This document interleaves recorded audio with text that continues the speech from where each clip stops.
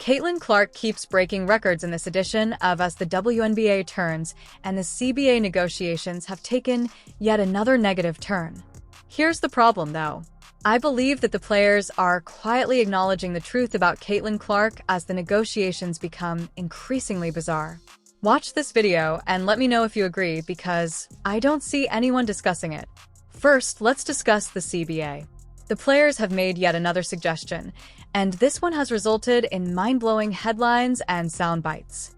Observe how detrimental this would be to the league. Says multiple sources familiar with the negotiations told ESPN on Wednesday that the WNBA is projecting that a recent proposal from the WNBPA, which would give players about 30% of gross revenue, is believed to feature approximately a $10.5 million salary cap, would result in $700 million in losses over the course of the agreement. Such losses would jeopardize the league's financial health, the source said, and they would be more than the combined losses of the league and its teams in the WNBA's first 29 years of existence. That's wild. That maths isn't really maths, then. It is completely absurd to lose $700 million in a few years. The players have previously been offered up to 8 times their present compensation levels, plus profit sharing, so it seems like a completely outrageous request. Naturally, the players disagree with the league's evaluation. The WNBA Players Association's vice president, NFA Collier, said this. Yeah, well, our deadline is coming up right now in a couple of days. And I think you just heard a lot of chatter about, what we're asking for is not sustainable for the business. And being on this side with Unrivaled, I know what it takes to run a sustainable business. So I think if they can't find a model that makes it happen, they need to put people in place who can, because we've proven that it is possible. There is a way, and we're thriving in that.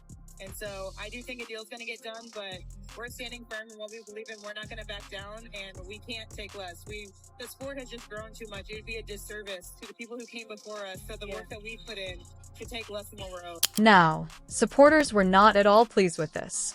Fee's remarks quickly caused her to be ridiculed on social media. TNT is taking massive losses for this thing to pretend like they're a successful league. As soon as TNT has to start crediting back advertisers, that handout money goes away and this thing collapses. Let's be for real here, right? Unrivaled is so sustainable that they can't even attract the best players, but they couldn't even retain the other players. They couldn't attract Asia, they couldn't attract Caitlin, season 1, and they can't retain Angel, and they can't retain Sabrina season 2, but it's sustainable. We're losing stars, but it's just, oh no. This is the problem. It's about as premature as Jim from American Pie to call Unrivaled a sustainable business in the first week of season 2, when they're drawing 100,000 viewers each game on TNT on an average night.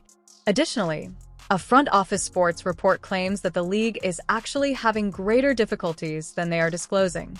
After losing Angel Reese and Sabrina Ionescu, their talent and marketability have significantly decreased. The worst part is this.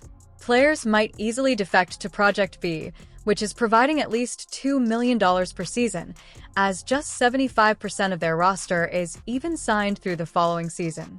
There is already a lot of industry talk about Unrivaled having to collaborate with the WNBA in order to survive. We have the president of Unrivaled coming out and admitting they may need the WNBA's help to stay afloat. That's on the table. They're in big trouble, folks. In other words, Fee's confidence in her business concept isn't quite aligned with the outcomes or the future prospects. The more significant aspect of this is that she is openly criticizing Commissioner Engelbert for improperly managing the league. Now, look, I'm not here to judge whether she's doing a good or bad job, but it would be like comparing a mall kiosk to a major retail chain to compare the management of a league with one location and 1,000 spectators every game to a league running over 15 different regions. Simply said, they are different animals. And let's face it, without Caitlin, these crucial talks wouldn't even be taking place at this stage. Clark's enduring appeal and cultural supremacy. Even in January, she continues to dominate the news and break numerous records. Nike finally came up with a commercial worthy of her stature and importance in the sports world, and her upcoming trademark shoe and clothing line is creating a lot of attention. In December, her player-only shoe, which was inspired by Kobe, became the most popular shoe in the NBA.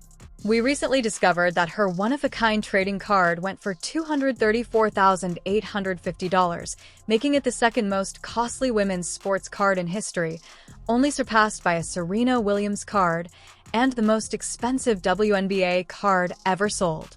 She is back on the court, fully recovered, and it appears like she'll be playing for Team USA sooner rather than later. The excitement is still present and just intensifying. And you would think that by accepting a fair contract, returning to the court, earning their money, and allowing the Caitlin Clark effect to continue, the players would have every motivation to maintain these positive times. When the owners eventually earn a profit and demonstrate the long-term viability of the company model, they could then renegotiate for even more money. However, it appears like they are going for broke instead. They are negotiating as if there were no tomorrow. Who cares about profits? All we want is what is due to us, and we want it now.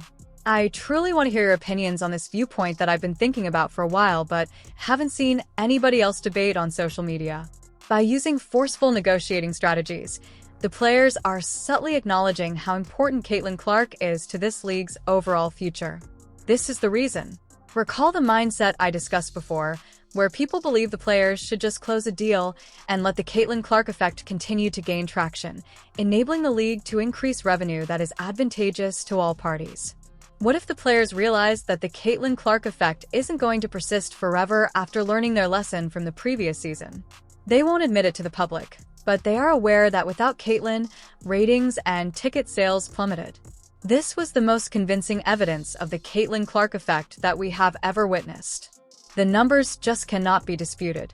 It's obvious that the players aren't counting on Caitlin Clark's long-term health. They cannot afford to take it for granted. What happens if she goes down with something catastrophic is presumably what they're wondering. An Achilles tear, a torn ACL, or any serious injury that keeps her out of action for a year or longer. I end the following round of negotiations in 2 or 3 years. That situation would completely demolish their leverage. They are aware that the owners stand to lose a great deal in this impasse. This season, the WNBA is entering 2 significant new markets, Toronto and Portland. The owners badly need Caitlin to play frequently in order to sustain those gains and justify those values. Over the past 2 seasons, team prices have more than quadrupled across the board, which naturally corresponds with Caitlin's arrival and impact on the league.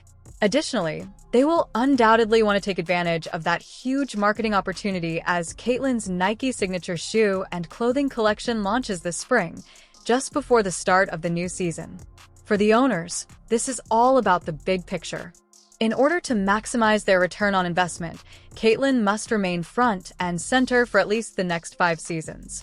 Since the owners are aware that the Clark effect is entirely unique, I believe the players are counting on them not wanting to waste a single second of it. It cannot be produced or duplicated by anybody else. Additionally, Project B, which offers players a minimum of $2 million every season, will conveniently debut in the autumn. And take this into consideration if you don't believe that leverage is important in these discussions. The first well-known player to sign with the WNBA Players Association was the president, and the announcement was publicized on the WNBPA's official social media platforms. When you consider the optics, that is kind of crazy. As a result, the players currently have more power than they will ever have. We're all probably holding our heads in our hands and thinking, just take the darn deal already. However, they are aware that their negotiation position for the upcoming CBA may be totally destroyed by a single catastrophic injury to Caitlin Clark. They have to cash in now or never. Indeed, that is a subtle acknowledgement of the true potency of the Caitlin Clark effect. They are negotiating as though that is their fundamental position, but they can't say it out loud without coming across negatively. To be honest, there is a part of me that legitimately worries about Caitlin's safety after this whole situation is addressed. Because if you believe that the players were harsh with Caitlin when they needed her star power to expand the league and improve their negotiating position, I highly doubt that after the CBA is completed and they had their guaranteed money, they will stop. Furthermore, the league hasn't taken many steps to improve officiating or shield elite players from excessively rough play. No one else seems to be discussing this angle. All I can say is that Sophie Cunningham has to sign a long-term contract with the Fever Brass. Seeing all of this happen has been incredibly annoying. However, from a purely commercial perspective, it will be interesting to watch how everything turns out. The owners have already made major concessions on a number of fronts, and it's unclear how far they will go before drawing a firm line. All I can hope for is that Caitlyn returns to the W soon, in good health and shining on the court. To be honest, her existence is what keeps me interested in this league and makes it enjoyable to watch and discuss on YouTube. Please share your opinions in the comment section. Does my theory make sense? Or am I completely off base? I'll see you later.